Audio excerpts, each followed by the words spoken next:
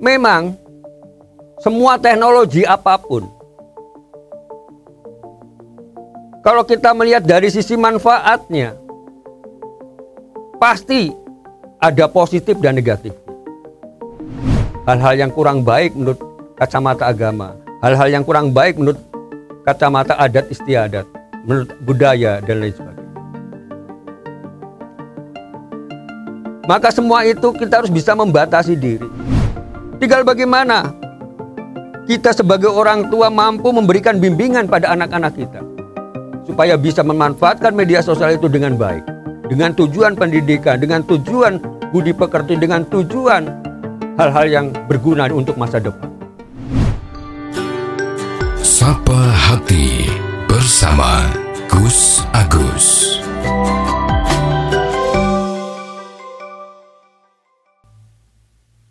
Dimas Diajeng yang berbahagia. Kalau kita lihat dari sisi manfaat tadi, kita mengupas soal masalah TikTok, masalah YouTube, masalah media sosial yang lain. Sebetulnya tergantung daripada diri kita masing-masing. Untuk apa sih kita menggunakan itu? Untuk apakah bisa kita mengambil manfaatnya? Atau justru kebalikannya? Karena terkadang kita juga sering melihat di dalam konten-konten tersebut banyak sekali orang yang saling menghujat, membentur-benturkan kelompok A dan kelompok B, saling menghina, saling mencaci maki, menjatuhkan martabat orang lain. Banyak sekali.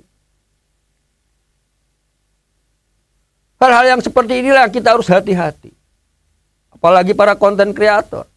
Hati-hati. Karena hal yang seperti itu bisa mengadu domba masyarakat. Mengadu domba umat. Membuat perpecahan dan lain sebagainya. Maka tidak heran. Pada saat ini atau sekarang ini. Ada beberapa negara yang juga melarang menggunakan aplikasi TikTok misalnya. Seperti Amerika Serikat, Australia, Taiwan, Afghanistan, Pakistan, Uni Eropa. Ada kira-kira 13 negara yang melarang menggunakan aplikasi TikTok untuk digunakan oleh masyarakatnya atau untuk tidak digunakan oleh orang-orang pemerintah di negara tersebut. Ya tentunya dengan berbagai macam alasan, sesuai dengan kebijaksanaan daripada negara masing-masingnya. Ada yang beralasan karena untuk menghindari kebocoran data. Ada yang alasan karena takut terpengaruh oleh efek buruknya, dampak negatifnya, sehingga merusak budayanya. Ada yang beralasan mungkin saja kena faktor politik luar negeri dan juga persaingan ekonomi dan lain sebagainya. Yang intinya adalah bahwa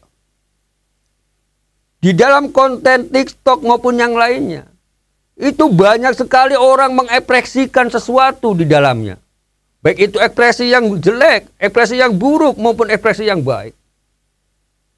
Yang sengaja untuk mengadu domba, yang sebaliknya juga ada banyak konten yang berisi tentang syiar agama, syiar budaya, dan lain sebagainya. Banyak. Tinggal kita bisa memilih dan memilah apa yang akan kita pakai. Apa yang kita butuhkan. Dan tentunya kita sebagai orang yang beragama, tentu adalah mencari hal-hal yang baik buat diri kita. Dan apabila kita pun berkonten, baik itu di dalam YouTube maupun di dalam TikTok, IG dan sejenisnya, kita mencari hal-hal yang supaya banyak manfaatnya untuk orang lain. Manfaat kebaikannya untuk orang lain. Bukankah ada suatu keterangan bahwa apabila kita bisa berbuat manfaat pada orang lain, maka itulah satu pahala yang besar buat kita semuanya. Namun sebaliknya, bagi orang yang dapat merugikan orang lain di dalam melakukan hal-hal yang bertentangan dengan perintah agama, tentu dosa besar yang akan dapat kita terima di akhir kelak. Tidak hanya di akhirat saja, Namun di dunia pun kita akan nanti pasti akan merasakannya, dampak dari apa yang kita perbuat itu. Dimas Diajeng yang berbahagia, kita harus hati-hati di dalam menyikapi kehidupan di dunia ini.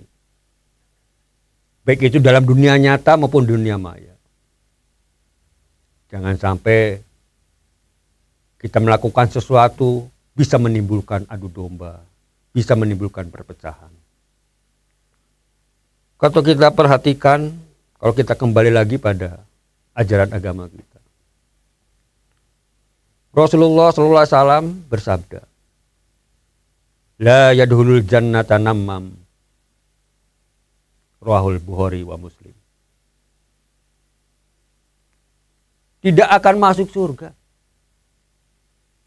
orang yang suka mengadu domba. Hati-hati, Dimas Diajeng yang berbahagia.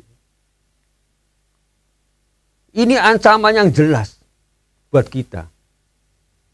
Apabila kita suka mengadu domba, kita suka memecah belah orang lain dengan tujuan untuk mungkin kesenangan dirinya sendiri, kelompoknya, untuk kepentingan hal-hal yang kurang manfaat.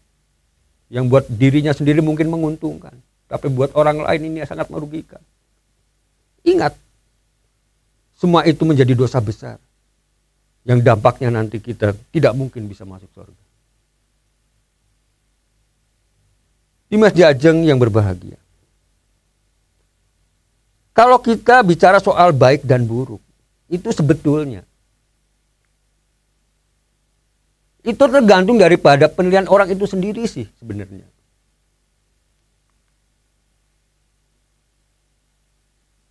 Kalau orang menilai bahwa seseorang itu baik, itu sebetulnya juga tergantung daripada dirinya sendiri yang menilai.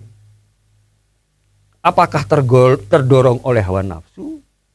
Apa memang betul-betul keluar dari hati sanubari dengan pikiran yang sehat? Kenapa? Kalau hati kita, kalau sanubari kita sudah didorong oleh nafsu, oleh satu kebencian, oleh satu hal yang kurang baik, apapun yang dilakukan oleh seseorang itu baik, belum tentu dianggap baik. Satu contoh misalnya, si A melakukan suatu kebaikan, namun karena dia tidak menguntungkan buat diri kita sendiri, maka orang tersebut akan menilainya itu orang tidak baik. Walaupun mungkin saja semua orang mengatakan bahwa si A itu baik, tapi kalau si A itu pernah menyakiti diri kita, dan kalau kita tidak menyadari, pasti kita akan menilainya bahwa orang itu tetap dianggapnya tidak baik. Pun sebaliknya, orang yang melakukan keburukan, orang yang bertindak jahat, orang yang kelakuannya tidak benar, tapi kalau orang tersebut selalu menguntungkan diri kita sendiri, pasti orang itu akan selalu menganggapnya orang itu adalah sangat baik. Jadi antara baik dan buruk itu sebetulnya adalah tergantung daripada penilaian hati manusia itu sendiri. Apakah hatinya itu lepas daripada nafsu? Nafsu-nafsu yang negatif? Apakah tidak? Kalau semuanya itu didasari dengan akal sehat, dengan hati nurani yang sesuai dengan petunjuk dari Tuhan, maka menilai seseorang itu tentu akan apa adanya. Kalau baik ya baik, kalau buruk ya buruk. Pun demikian juga di dalam kita menilai pada media sosial. Secara umum banyak sekali hal-hal yang baik, yang buruk itu pasti banyak.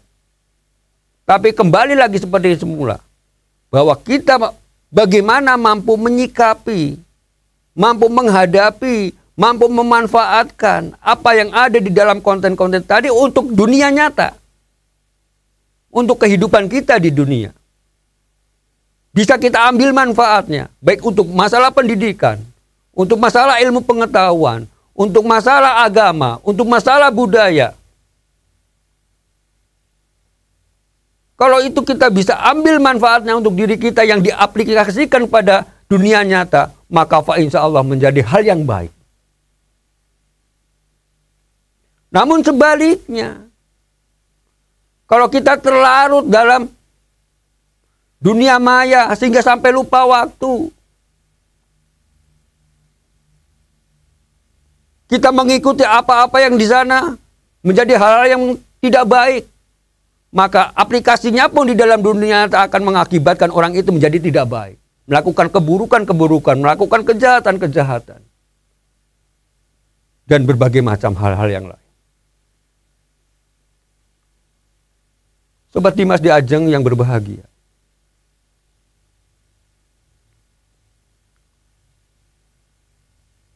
Dari sini kita sebetulnya bisa mengambil satu manfaat. Betapa besarnya pengaruh teknologi kepada diri manusia. Betapa hebatnya kekuatan dunia maya yang kalau kita perhatikan yang dapat mempengaruhi kehidupan manusia di dalam dunia nyata.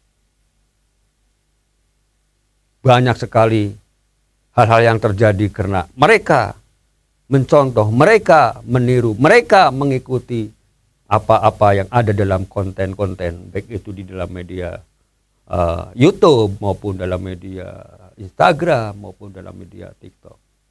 Ya maka itu marilah kita sebagai orang yang memanfaatkan teknologi ini, kita harus mampu menanamnya di dalam dunia maya itu sesuatu hal-hal yang baik, yang bisa bermanfaat buat manusia pada umumnya. Tanpa melihat ras, golongan, agama, dan sebagainya. Yang intinya bisa bermanfaat buat semua umat manusia. Supaya bisa melakukan hal-hal yang baik. Menjadi orang yang kreatif, menjadi orang yang inovatif, menjadi orang yang selalu mengejar hal-hal untuk kemajuan teknologi, kemajuan pengetahuan, dan seterusnya dan seterusnya. Maka semakin ke sana, maka dunia ini akan semakin dapat membantu kita. Teknologi yang mumpuni akan dapat membantu kita dalam melakukan pekerjaan-pekerjaan kita. Semakin ringan, semakin enak, dan seterusnya dan seterusnya. Dimas di Ajeng yang berbahagia. Demikian, semoga dalam pembahasan kali ini ada manfaatnya buat kita semuanya. Dan apabila ada kekurangannya, kami mohon maaf yang sebesar-besarnya. Billahi taufiq wal hidayah. Wassalamualaikum warahmatullahi wabarakatuh. Sapa Hati bersama Gus Agus.